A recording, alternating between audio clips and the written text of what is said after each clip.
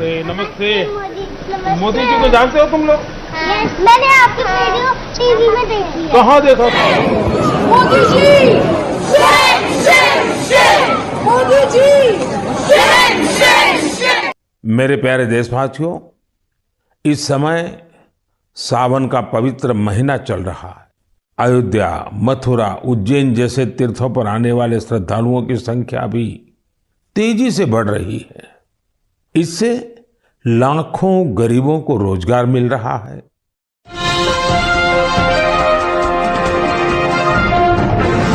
साथियों नमस्कार, मैं हूं नीरज पटेल और आप देख रहे हैं नेशन जनमत।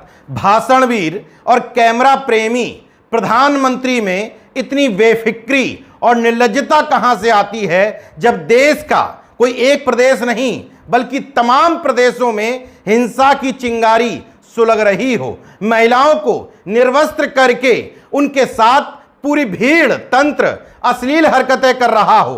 किसी स्टेट में कानून नाम की चीज खत्म हो गई हो, देश में आंतरिक सुरक्षा का खतरा उत्पन्न हो गया हो, उस दौर में एक प्रधानमंत्री हंसी ठिठोली करते हुए न सिर्फ देखा जाता है बल्कि अपना वीडियो खुद शेयर करता है। जब मन की भड़ास, माफ करिएगा, मन की बात करने आता है तो उसमें इस हिंसा को लेकर के, उसके समाधान को लेकर के हिंसा प्रभावित इलाके के लोगों से शांति की कोई अपील करता नहीं दिखाई देता है। इन सब के पीछे वजह क्या है? आखिर 2024 में लोकसभा के चुनाव हैं, इसके बावजूद देश के परिधान मंत्री, माफ करिएगा प्रधानमंत्री, इतने बेफिक्र और निर्लज्ज कैसे नजर आते हैं? ये वीडियो किसी और ने नहीं बल्कि पीएम महोदय के ऑफिशियल यूट्यूब चैनल से पोस्ट किया गया है। इसके बाद मन की भड़ास लेकर के जो आए थे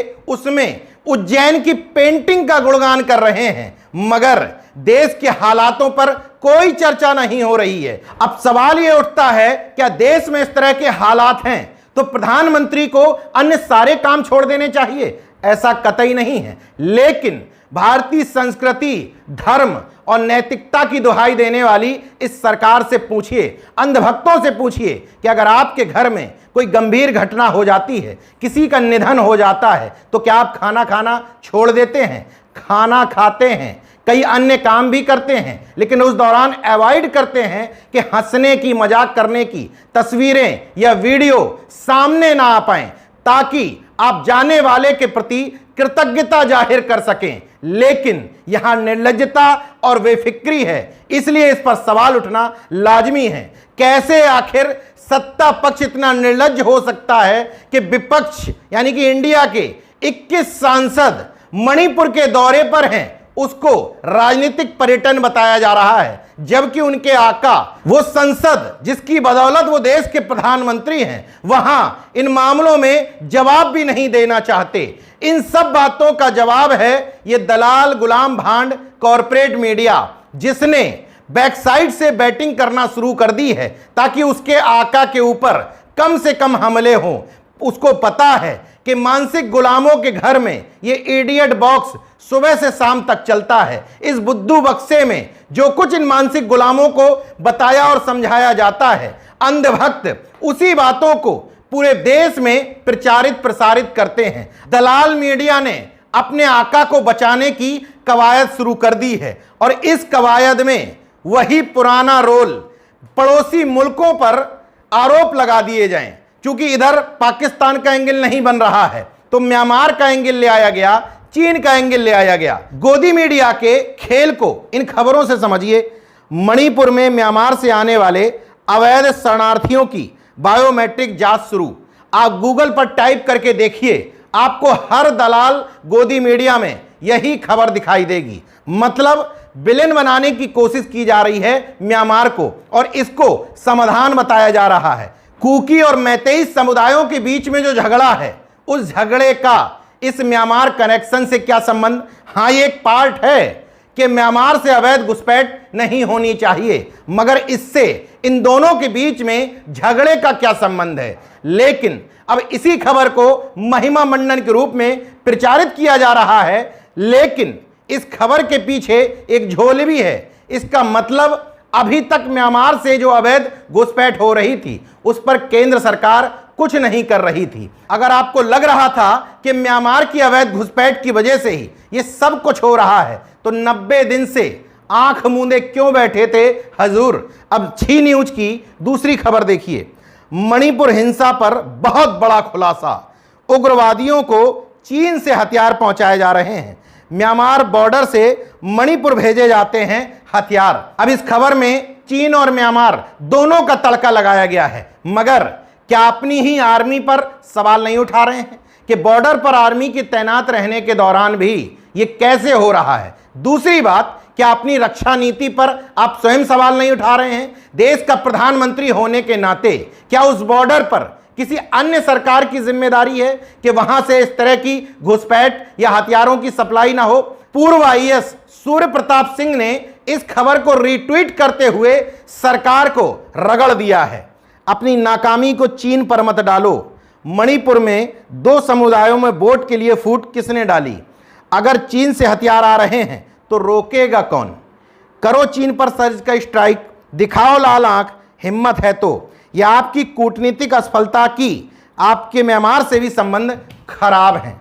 बेफिक्री और निर्लज्जता की ये एक वजह है कि दलाल मीडिया हर संभव कोशिश करेगी कि उसके आका के पक्ष में माहौल बनाया जाए। दूसरा बड़ा रीजन है ये गोबर पट्टी।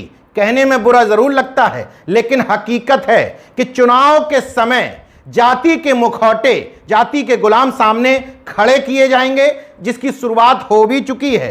हिंदू मुस्लिम का खेल किया जाएगा, भारत पाकिस्तान का खेल किया जाएगा, गाय गंगा गौवर गौमूत्र का खेल किया जाएगा, मंदिर मस्जिद का खेल किया जाएगा, और सबसे बड़ा खेल अयोध्या के विवाद से लाभ लेने के बाद अब मथुरा में विवाद पैदा करने की कोशिश की जाएगी। बताया जाएगा कि फलानी मस्जिदों के नीचे ये मंदिर दबे हुए हैं और उनको पता है कि उनकी रणनीति कामयाब भी हो जाएगी, क्योंकि अभी तक देखा गया है कि इस गोबर पट्टी के लोगों को जहां से भारतीय जनता पार्टी को संजीवनी और ताकत मिलती है, देश की सुरक्षा जैसे मामलों से, महिलाओं की सुरक्षा, अस्मिता जैसे मामलों से, मणिपुर की हिंसा जैसे मामलों से कोई लेना देना नहीं है। लेटरल एंट्री से, निजीकरण से, संवैधानिक सिस्टम को नुकसान पहुंचाने से कोई वास्ता नहीं है। नेताओं का इस्तेमाल लॉलीपॉप की तरह करके उनके जाति के लोगों को ललचा दो, भारत पाकिस्तान हिंदू मुस्लिम का खेल करा दो,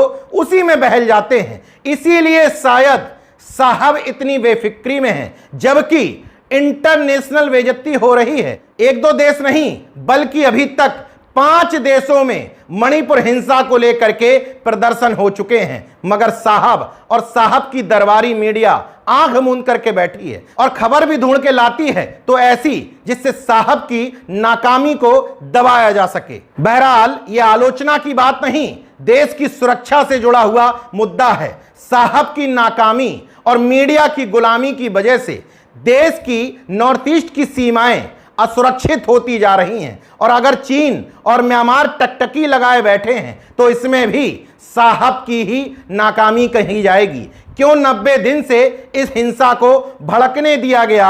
मणिपुर से निकल करके मिजोरम, असम, नागालैंड यानी कि नॉर्थ ईस्ट के तमाम सारे प्रदेशों में हिंसा की ज्वाला धीरे धीरे भड़क रही है, और इस हिंसा को ज्वालामुखी में तब्दील होने से पहले रोक लिया जाए तो ठीक है, वरना देश के लिए बहुत घातक होगा।